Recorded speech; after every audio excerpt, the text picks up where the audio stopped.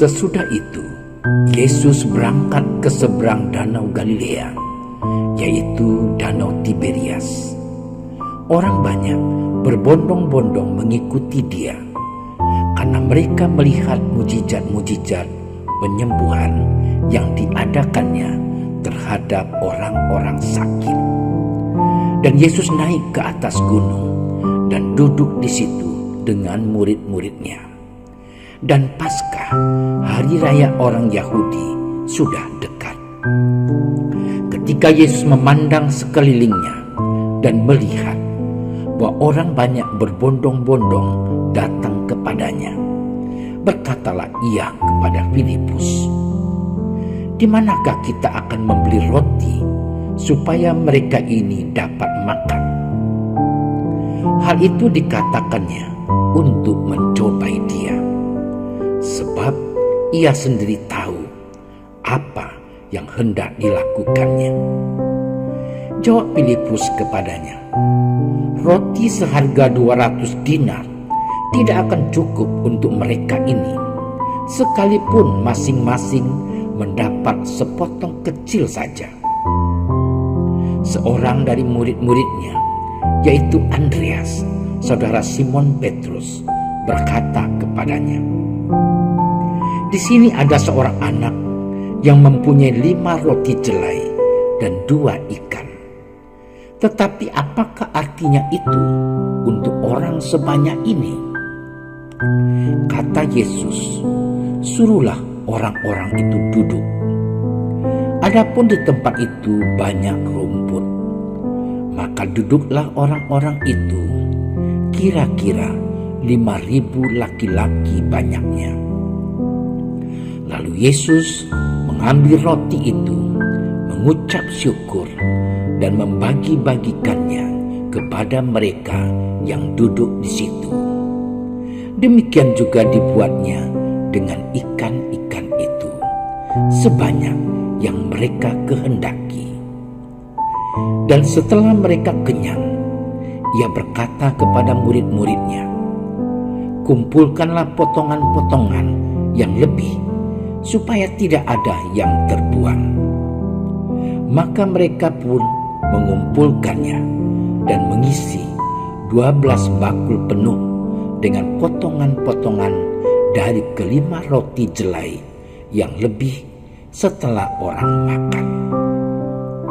Ketika orang-orang itu melihat mujizat yang telah diadakannya, mereka berkata, "Dia ini adalah benar-benar nabi yang akan datang ke dalam dunia." Karena Yesus tahu bahwa mereka hendak datang dan hendak membawa dia dengan paksa untuk menjadikan dia raja, ia menyingkir pula ke gunung seorang diri. Demikianlah Injil Tuhan.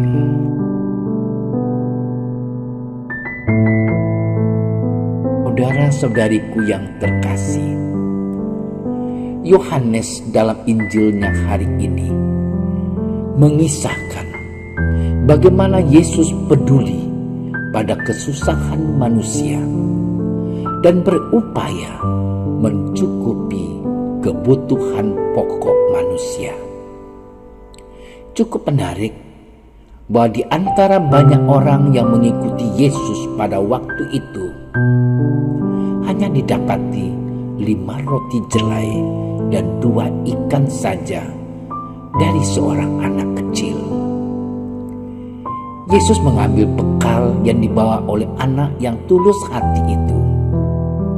Dalam segala kekurangan, kemustahilan, keraguan, keputusasaan, lapar, letih, ketidakpercayaan dari para murid, Yesus mengajarkan kepada mereka semuanya untuk mengucap syukur dari kerelaan berbagi dalam hidup ini.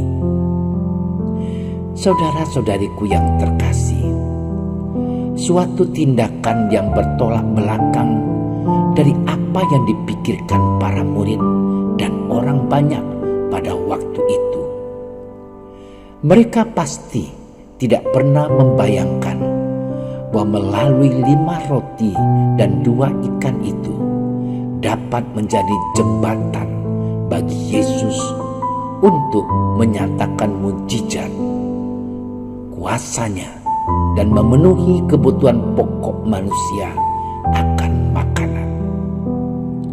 Suatu pembelajaran yang penting bagi setiap umat manusia, bahwa dari pemberian anak kecil yang tulus itu, meski hanya sedikit, dapat menjadi pemberian yang mampu memberikan penghidupan pada lebih dari 5.000 orang.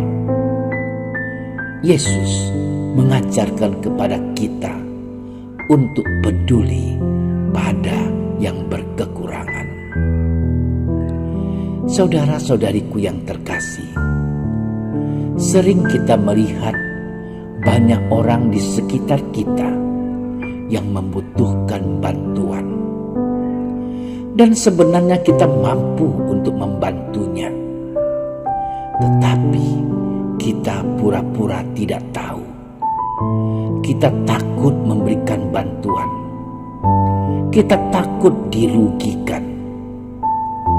Yesus menantang kita untuk berani berbuat yang terbaik bagi orang lain yang berkekurangan, menggunakan kesempatan untuk menjadi perpanjangan tangan Yesus, mengalirkan mujizat dan pengharapan pada mereka.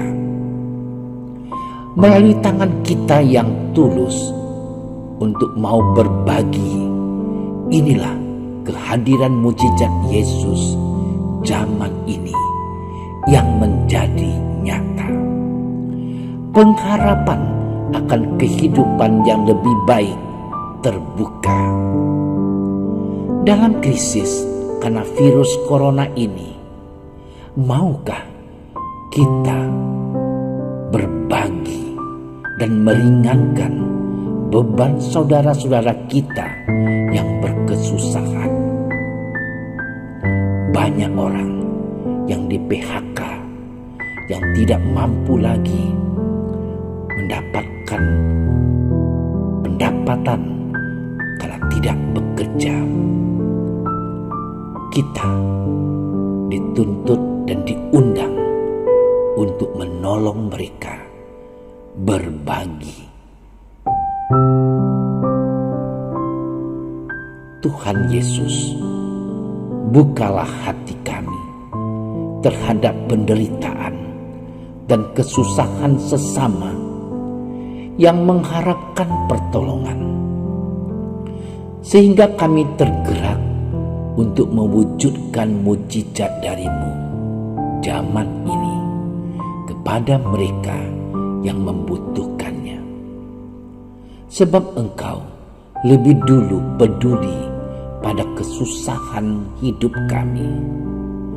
Dengarkan doa kami, ya Yesus, penyelamat sejati yang berkuasa kini dan sepanjang masa. Amin. Terima kasih sudah menyaksikan renungan hari ini.